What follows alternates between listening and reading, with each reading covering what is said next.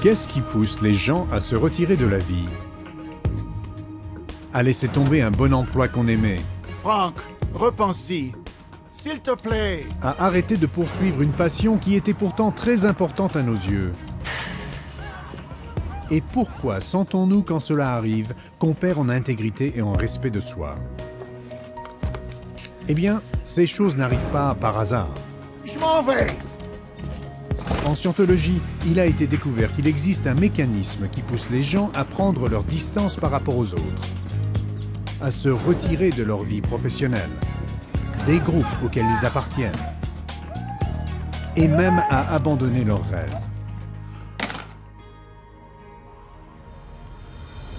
Vous voyez, il a été découvert en scientologie que l'homme est fondamentalement bon. Ses intentions fondamentales envers lui-même et les autres sont bonnes. Et chacun d'entre nous essaie de survivre du mieux possible. Donc, quand les gens forment des groupes, ils passent des accords sur ce qu'ils considèrent être la bonne conduite. Donne-moi les clés. Ça va, je ne suis pas bourré.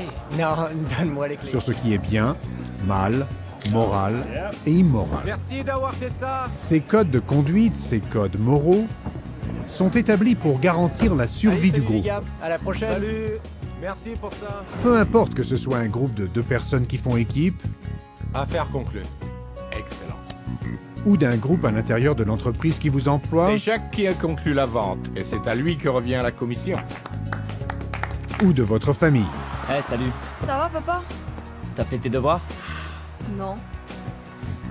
Qu'il s'agisse de 2 amis ou d'une nation tout entière, tout groupe établit ses propres codes moraux auxquels les membres adhèrent. T'avais besoin d'aide?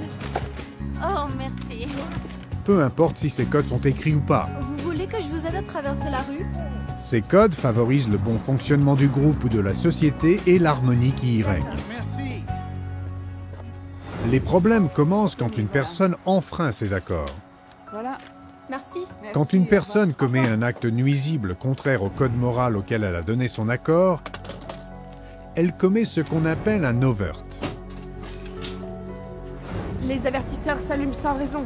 Un overt, c'est quelque chose que vous avez fait et que vous n'auriez pas dû Oh là faire. là, ça a l'air d'être compliqué. Je pense qu'il va falloir changer le moteur.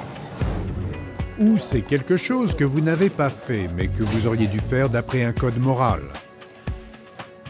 Que vous l'ayez fait exprès ou pas. Vous avez fait quelque chose et vous ne voudriez pas que cette chose vous arrive à vous. C'est ça un overt. Ces actes destructifs n'ont pas besoin d'être importants. Ça peut être aussi simple que d'arriver en T'es retard, encore en retard. de ne pas faire son boulot avec professionnalisme, Et maintenant, tu blesses un copain, Greg. C'est un match de foot ou quoi? Va au vestiaire. d'endommager de l'équipement ou de cacher quelque chose à son chef.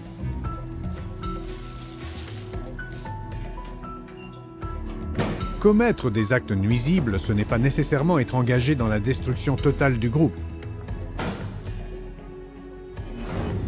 Cela dit, quand une personne commet un overt contre quelqu'un, elle pense souvent qu'elle ne peut pas le lui dire par peur des conséquences. Et donc, elle se retient de le dire. J'espère que vous faites attention avec ces verres en cristal. Ils appartenaient à ma grand-mère, vous savez. Absolument, madame. On les emballe bien. Une retenue, c'est un overt que la personne a fait dont elle ne parle pas.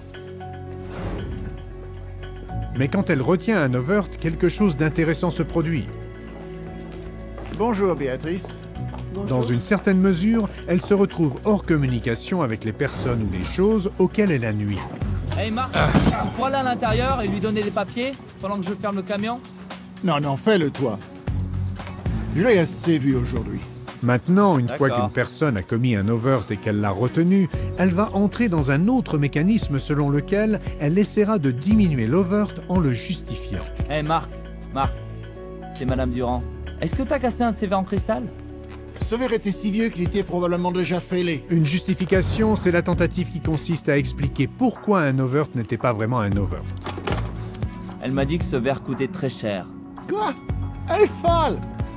Et en plus, elle en a plein! Ils étaient couverts de poussière et ne les utilisaient pas, je vois pas le problème. Normalement, on justifie l'overt en critiquant la personne à qui on a fait du Bonjour. mal ou la chose qui a Ah, été salut. endommagée. Tu sais, j'ai pas confiance en lui. T'as pas l'impression qu'il cache quelque chose? Tu trouves pas ça bizarre, toi, qu'il soit toujours si gentil? On les dévalorise pour réduire la gravité de l'Overt. Frank, tu ne peux pas partir. Tu es un bon prof. Les jeunes t'adorent. Les jeunes m'adorent pas, Paul. Ni moi, ni aucun autre prof. On se fait des illusions. Ils veulent pas apprendre. Il n'y en a pas un seul qui veuille et ils sont insupportables. C'est trop. Si vous entendez quelqu'un faire des critiques acerbes contre un autre, c'est qu'il a probablement commis un overt contre cette personne. Marc, tu vas pas bosser aujourd'hui? Une vieille pie dit que j'ai cassé le verre de sa grand-mère. Et au lieu de m'aider, cet idiot de Charlie dit qu'il faut que je le lui rembourse. J'en ai ma claque de ces idiots. Et au final, cela, à leurs yeux, Ah, bonjour Charlie. justifiera leur départ. C'est Charlie, il veut savoir si tu vas venir travailler aujourd'hui. Dis-lui, je m'en vais. Vous voyez, les intentions fondamentales de l'homme sont tellement bonnes que lorsqu'il prend conscience qu'il est dangereux et qu'il nuit aux gens et aux choses, il cherche à réduire sa propre puissance. Il veut se retenir de faire du mal à d'autres personnes ou à d'autres choses, et donc il part. C'est la raison pour laquelle une personne qui a des overts et des retenues se retrouve hors communication avec les gens et se retire des zones dans lesquelles elle était auparavant active. Cela explique aussi pourquoi de nombreuses relations se désagrègent. Chérie, on va pas pouvoir rembourser le prêt encore une fois ce mois-ci. Tu t'es remis à jouer? Hé, je fais vivre cette famille. C'est grâce à moi qu'on a un toit, de quoi manger et que tu as des vêtements à te mettre, non? Alors pourquoi est-ce que tu es toujours sur mon dos? Quand une personne a accumulé assez d'overt et de retenues contre son conjoint, elle se mettra à la critiquer. Tu me harcèles constamment, tout le temps. Voilà pourquoi je me casse. Voilà pourquoi je quitte la maison, pour être loin de toi. Et une fois qu'elle se considère une victime, elle se sentira justifiée dans son départ. Attends, mais t'as pas besoin de partir. On peut trouver une solution. On peut trouver Non, une le temps des solutions est révolu. Jusqu'à maintenant, il n'y avait pas moyen d'échapper à ce mécanisme. Mais il n'est pas nécessaire que les regrets passés continuent de vous empêcher de prendre activement part à la vie présente. La scientologie propose une technologie précise qui vous permettra de vous débarrasser des effets des méfaits passés et de vous soulager de la misère que ces transgressions provoquent. Grâce à ces outils, vous pouvez vous aider et aider les gens avec qui vous vivez à se sentir de nouveau membres du groupe. Bien joué. En vous occupant des overts et des retenues, vous regagnerez le respect que vous avez pour vous-même, Je m'excuse. et la confiance et l'amitié des autres. Et vous pourrez vivre à nouveau libre.